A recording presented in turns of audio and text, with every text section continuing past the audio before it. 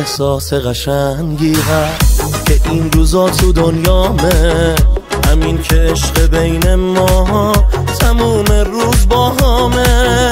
من این احساس دوست دارم، تو هم حالم رو میدونی، تو هم مثل منی انگار با یه حرفات میمونی.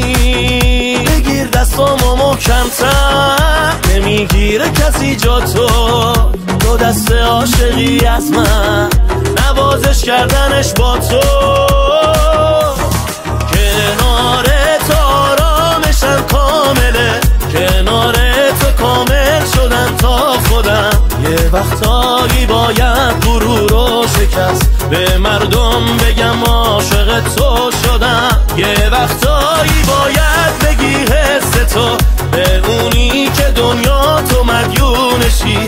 یه وقتا باید بگذری از خودت تا ثابت کنی پاره جونشی.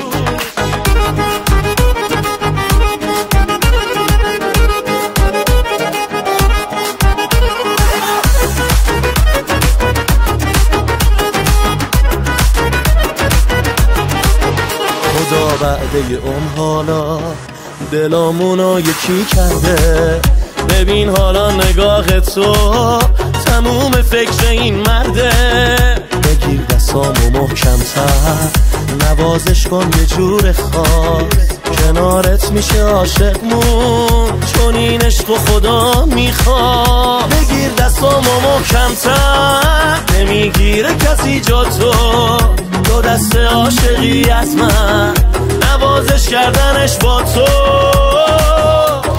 کنارت آرامشم کامله، کنارت کامل شدم تا خودم. یه وقتایی باید غرور رو شکست، به مردم بگم عاشق تو شدم. یه وقتایی باید بگی حس تو به اونی که دنیا تو مدیونشی.